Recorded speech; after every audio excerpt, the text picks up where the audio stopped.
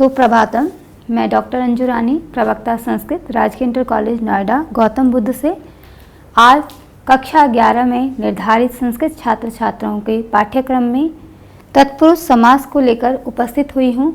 आज हम पढ़ेंगे समास किसे कहते हैं, पहले समास, फिर समास के भेद, फिर उसके बाद जो आपके पाठ्यक्रम में निर्धारित है तत्पुरुष समास के भेद और उनका विग्रह करना सीखेंगे। प्रारंभ करते हैं। समास कहते किसे हैं? सबसे पहले सम उपसर्ग पूर्वक अस धातु। उपसर्ग आपको पता है 24 उपसर्ग होते हैं हमारे, से समास शब्द बनता है। और यहाँ पर देख लीजिए आप लोग सभी, सम उपसर्ग प्लस अस धातु तो हो गया आपका समास। ऐसे समास शब्द क्या हुआ हमारा उत्पन्न हुआ। इसी के साथ अनेक पदों को मिलाकर एक पद बना देना ही समास है। सम सनम समासः। अनेक पदों को मिलाकर एक पद का रूप दे देना, पदों का समस्त हो जाना कहलाता है। पदों के मिलने की यह प्रक्रिया समसनन या समास कहलाती है। समास स्पष्ट हो गया आपको कि सम उपसर्ग पूर्वक अस धातु समासः कि समस्त पदों का एक हो जाना समास कहलाता है संक्षिप्त में। इसी के साथ वृत्ति के अर्थ की प्रतीति कराने वाला वाक्य विग्रह कहलाता है। विग्रह दो प्रकार का होता है, एक लौकिक विग्रह होता है और दूसरा अलौकिक। इसी के साथ पहले हमने बताया समास, सम उपसर्ग पूर्वक अस धातु समासः, उसके बाद वृत्ति में आता है आपका विग्रह। विग्रह के साथ ही हम आगे बढ़ते हैं। समास के 4 प्रमुख भेद हैं। कितने भेद हैं? 4 प्रमुख भेद हैं। अव्ययी भाव समास, तत्पुरुष समास, द्वंद्व समास, बहुव्रीहि समास। मुख्य रूप से ये हैं। और तत्पुरुष समास के अंतर्गत 2 समास और हैं। कौन कौन से हैं वो? कर्मधारय और द्विगु समास। स्पष्ट हो गया समास के 4 भेद। उसके तत्पुरुष के अंतर्गत हमारे 2 भेद आते हैं। यहाँ से पुनः बता देती हूँ मैं आपको। समास के मुख्य 4 भेद हैं। अव्ययी भाव समास, तत्पुरुष समास, द्वंद्व समास, बहुव्रीहि समास। तत्पुरुष के अंतर्गत 2 समास और हैं। कौन कौन से हैं वो? कर्मधारय और द्विगु। अब आपके पाठ्यक्रम में जो आज हमें पढ़ना है, पठन करना है जिसका, वो है तत्पुरुष समास। अब तत्पुरुष शब्द के 2 अर्थ हैं। कैसे हैं? तस्य पुरुषः तत्पुरुषः। ठीक है, तस्य पुरुषः तत्पुरुषः। आपने कर्ता ने कर्म को करण से, संप्रदान के लिए अपादान से, संबंध काकी के अधिकरण में पर आपने पूर्व पढ़ा है कारकों में। तो उसी से यहाँ पर जो हमारा तत्पुरुष समास है वो द्वितीया से लेकर सप्तमी तक निर्धारित है। तो जहाँ पर द्वितीया है को का निर्धारण होता है, तृतीया में करण होता है के द्वारा से, चतुर्थी में के लिए होता है, पंचमी में पृथकीकरण अलग होना से, और संबंध काकी के और अधिकरण में पर निर्धारित है आपके कारकों में। तो यहाँ पर तस्य पुरुषः, ये आपका षष्ठी भक्ति एक वचन है, तत्पुरुषः। अब तत्पुरुषः इस तस्य षष्ठी भक्ति जब सह तौ ते तम तौ तान तेन ताभ्याम तई तस्मै ताभ्याम तेभ्य तस्मात् ताभ्याम तेभ्य तस्य तयो, तो ये षष्ठी भक्ति एक वचन का रूप है। तस्य पुरुषः, तत्पुरुषः, उसका पुरुष अर्थात तत्पुरुष। स्पष्ट हुआ? तस्य पुरुषः षष्ठी भक्ति का एक वचन और पुरुषः उसका पुरुष। उदाहरण में अब आपका है राजपुरुषः। राजपुरुष को भी हम तोड़ेंगे।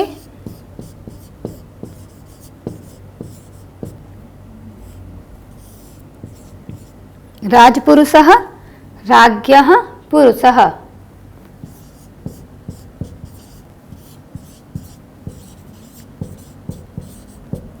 इसके रूप चलेंगे राजन के, तो वो षष्ठी भक्ति एक वचन में होता है, राज्ञः पुरुषः, राज पुरुषः। ये आपका उदाहरण है। तत्पुरुष समास के 2 भेद मैंने बताए, 2 अर्थ बताए हैं। तत्पुरुष, तस्य पुरुषः तत्पुरुषः। उदाहरण में राजपुरुषः, इसको मैंने तोड़ के बताया है। ये उदाहरण है व्यधिकरण तत्पुरुष, व्यधिकरण का उदाहरण है। सह पुरुषः, व्यधिकरण किसे कहेंगे अभी बता देते हैं। सह पुरुषः, वह पुरुष,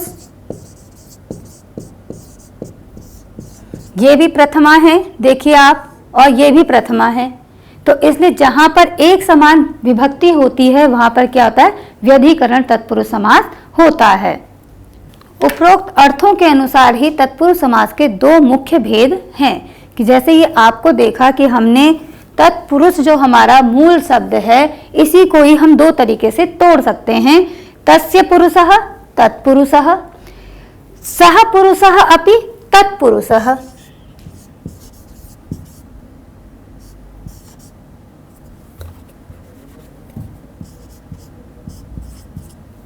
स्पष्ट, ये देख लीजिए आप, तस्य पुरुषः, ये हमने षष्ठी लगाई यहाँ पर, और यहाँ पर ये प्रथमा ही रहेगा, तो तस्य पुरुषः उसका पुरुष, तो तत्पुरुषः हो गया ये, और सह पुरुषः अपि तत्पुरुषः, दो प्रकार से हमने इसको तोड़ा, विग्रह किया इसका।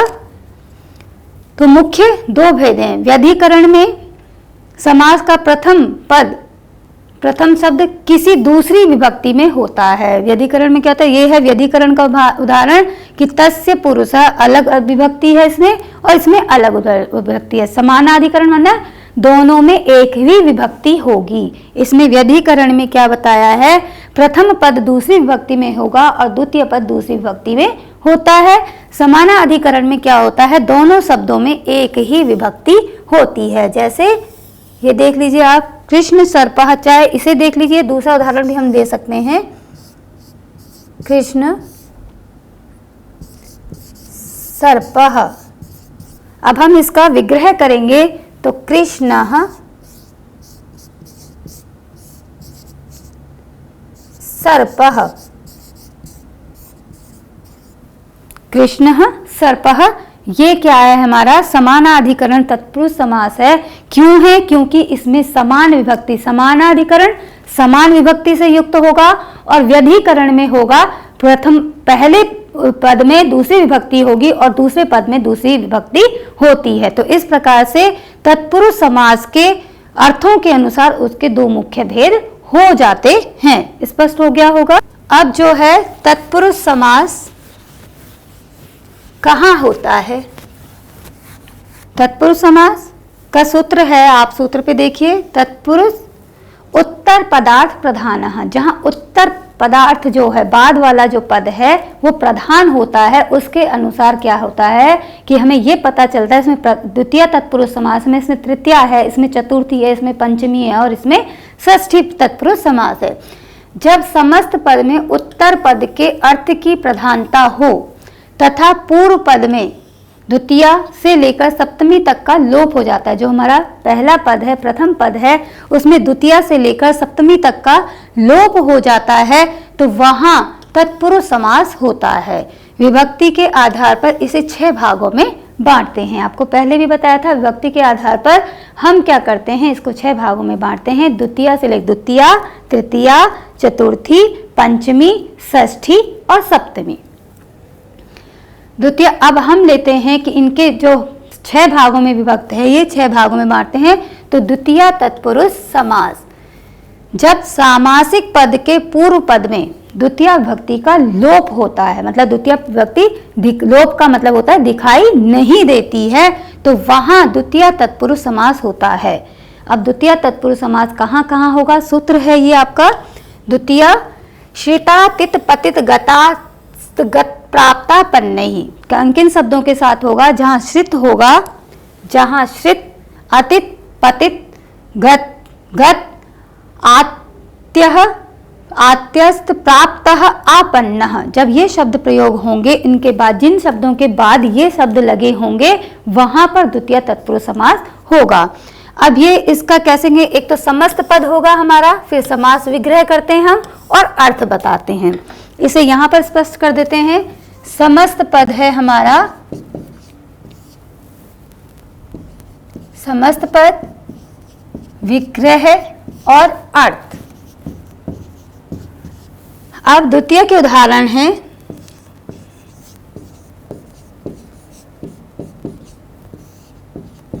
सुख प्राप्त। तो अब ये है यहाँ पे सुख प्राप्त, अब इसका अर्थ निकालेंगे हम अपने उससे। सुख प्राप्त को हम अलग अलग विग्रह करते हैं, तो सुखम प्राप्त, सुखम में कौन सी विभक्ति आई? द्वितीय विभक्ति एक वचन। तो अब इसको विग्रह करा हमने, सुखम प्राप्त, सुख प्राप्त, ये उदाहरण है आपका द्वितीय का।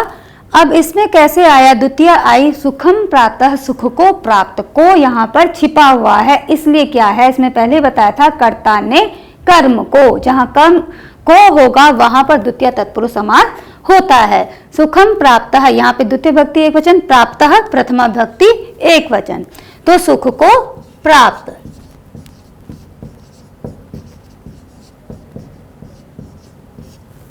अब दूसरा है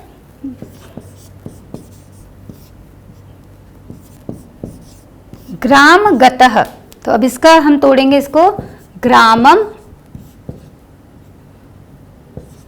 गतः, स्पष्ट हो गया। ग्राम गतः गांव को गया, तो को भी छुपा हुआ है इसमें, ग्रामम द्वितीय विभक्ति एक वचन, गतः गांव को गया है, गांव को गया, स्पष्ट हो गया आपको। जहां पर को चिन्ह मतलब द्वितीय का लोप होगा प्रथम पद में, वहां द्वितीय तत्पुरुष समास होता है। और शित अतित पतित इन शब्दों के साथ क्या होता है? द्वितीय विभक्ति का आभास हमें हो जाता है कि द्वितीय तत्पुरुष समास यहाँ पर निहित है, जिन शब्दों के अंत में ये शब्द आएंगे। तो आप सुविधा के लिए इस सूत्र को याद कर सकते हैं कि आपको याद हो जाएगा, तो आपको पता चल जाएगा कि यहाँ पर द्वितीय तत्पुरुष समास है। इसी के साथ आगे बढ़ते हैं। तृतीय तत्पुरुष समास, जहाँ सामासिक पद के पूर्व पद में तृतीया का लोप होता है, सामासिक पद है हमारा और उसमें तृतीया का लोप हो गया, तो वहां पर क्या होगा? तृतीय तत्पुरुष समास होता है। इसका सूत्र है, ये है पूर्व सदृश समानार्थ कलह निपुण मिश्र लक्षणी, इनके साथ तृतीय विभक्ति का प्रयोग हुआ, तृतीय तत्पुरुष समास का प्रयोग होता है। पहले पद में शब्द होगा, उसमें तृतीया का लोप होगा और वहां पर तृतीय तत्पुरुष समास का प्रयोग होगा है। अब यहाँ देख लीजिए, एक बार यहाँ देख लीजिए, धनहीनः, अब हमें देखना है धनेन, धनहीनः किससे हीन, से के अर्थ में बताया था आपको कि तृतीया आती है और यहाँ तृतीय तत्पुरुष समास का प्रयोग है। धनेन हीनः, धन से हीन।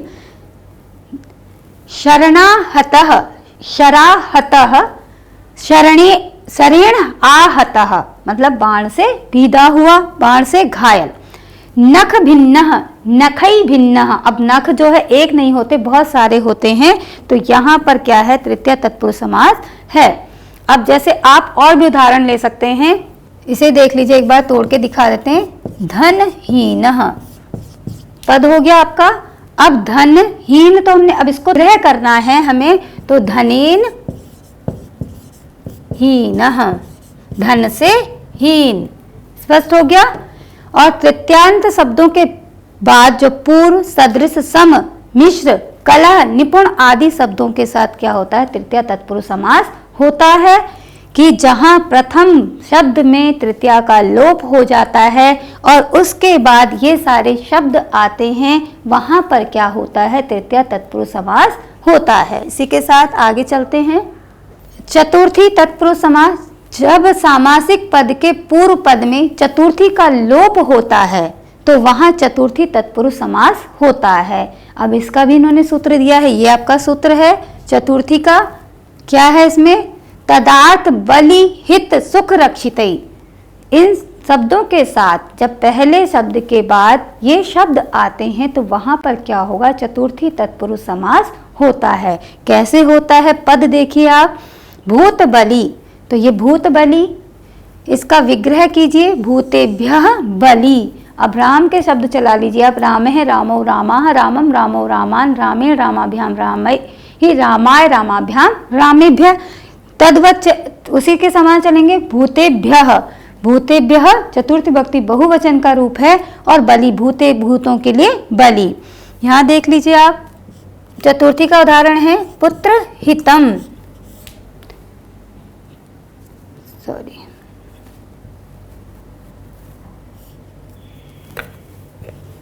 पुत्र हितम, अगर हम इसे तोड़ेंगे तो हमारा क्या होगा, चतुर्थी पुत्र के लिए, पुत्राय हितम। रूप आपको स्मरण होंगे तो ही ये स्पष्ट होगा। पुत्राय हितम, रामाय चतुर्थी भक्ति एक वचन, तद्वत उसी के समान चलेंगे, पुत्राय हितम। धन कामना,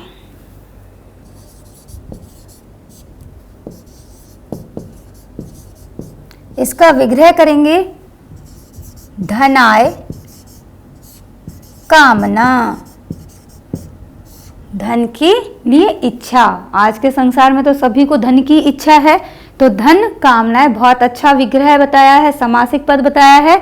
तो ये आपके उदाहरण हैं, भूत बलिहि, पुत्र हितम, धन कामना।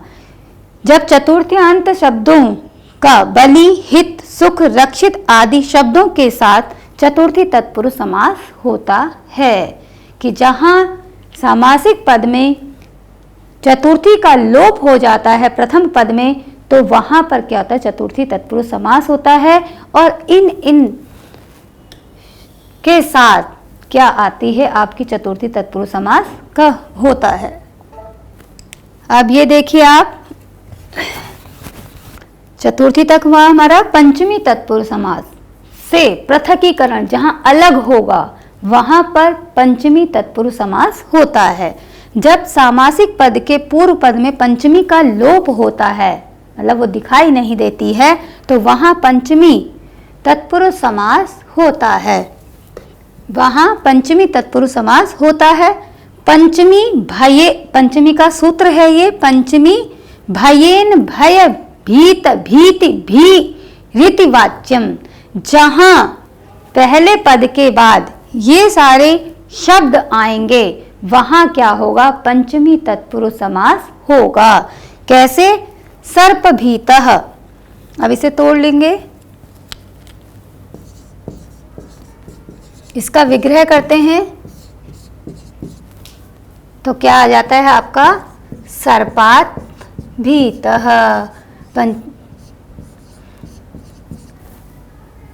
सांप से डरा हुआ, सर्प भीतः स्पष्टम, सर्पात भीतः। तो ये क्या हुआ हमारा पंचमी, किससे डरे हम, सांप से डरे। और धर्म भ्रष्टः तद्वत्,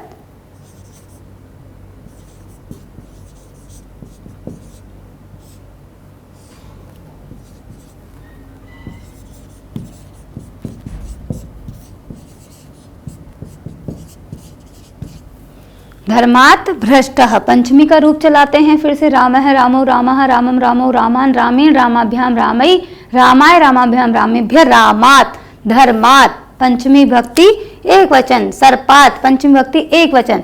तो यहाँ से स्पष्ट हो जाता है कि यहाँ पर क्या है, पंचमी तत्पुरुष समास है।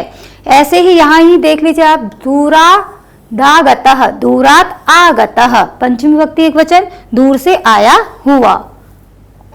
अब यहाँ देखिए आप षष्ठी, अब षष्ठी को कैसे पहचानेंगे, वहां वो कहते हैं कि से षष्ठी, जहां से जहां पर कुछ भी नहीं होता, अन्य विभक्तियां नहीं होती, वहां क्या होती है, षष्ठी विभक्ति होती है। तो वहां पर क्या होता है, का, की, के, रा, री, रे, कि मेरा, मेरा पुत्र, मेरी पत्नी, मेरा सखा, जहां पर संबंध दर्शाया जाता है वहां पर संबंधवाचक होता है षष्ठी तत्पुरुष समास। जहां पर हमारा संबंध होगा वहां पर षष्ठी का प्रयोग करते हैं। आपने कारकों में ये पढ़ा। इसी के साथ यहाँ पर भी कि जहां पर षष्ठी का लोप हो जाता है, अब षष्ठी होती कहाँ है, मैंने आपको स्पष्ट कर दिया, का, की, के, रा, री, रे, मेरा, मेरे, इस तरीके में षष्ठी होती है।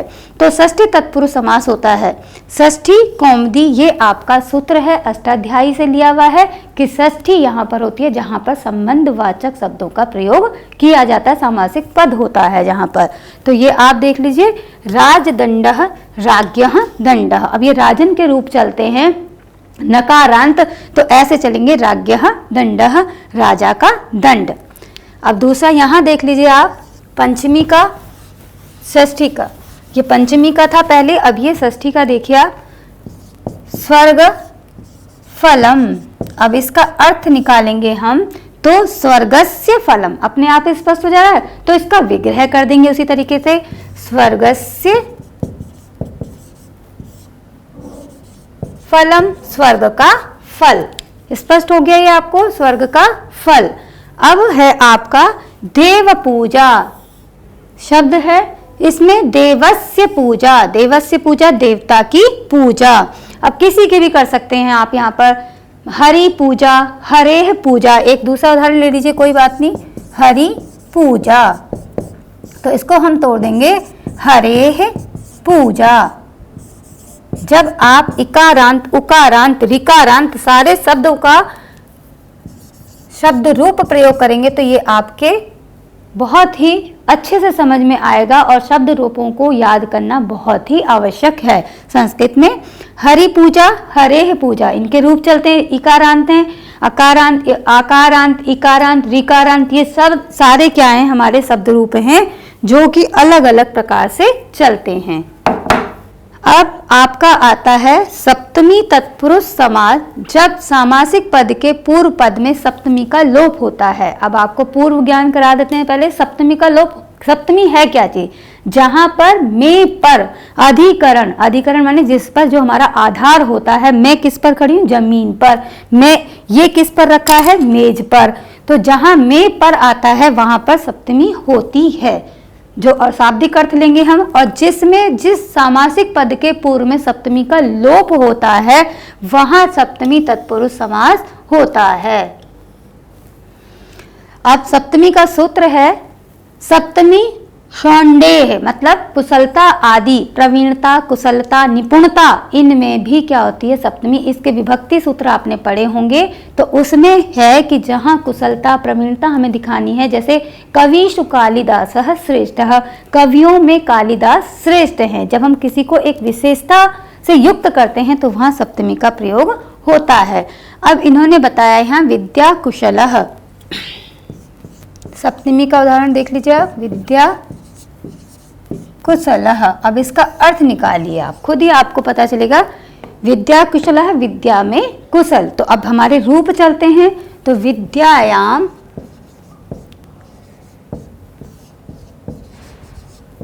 कुशलः, विद्या में कुशल, विद्या में योग्य या निपुण। शास्त्र निपुणः, शास्त्र निपुणः। अब इसे हम विग्रह करेंगे तो हमारा हो जाएगा, शास्त्र तो एक नहीं है, बहुत सारे हैं हमारे। शास्त्रेषु निपुणः, शास्त्रों में निपुण। तो मैं, जहां पर मैं पर इनका अर्थ स्पष्ट हो और ये सारे शब्द हों, कुशल, निपुण, प्रवीण, इनके साथ सप्तमी का प्रयोग होता है। जलमग्नः,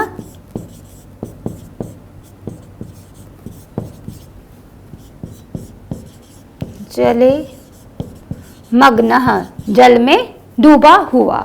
तो जहां पर मैं का उदाहरण, मैं का अर्थ स्पष्ट होता है वहां सप्तमी तत्पुरुष समास होता है।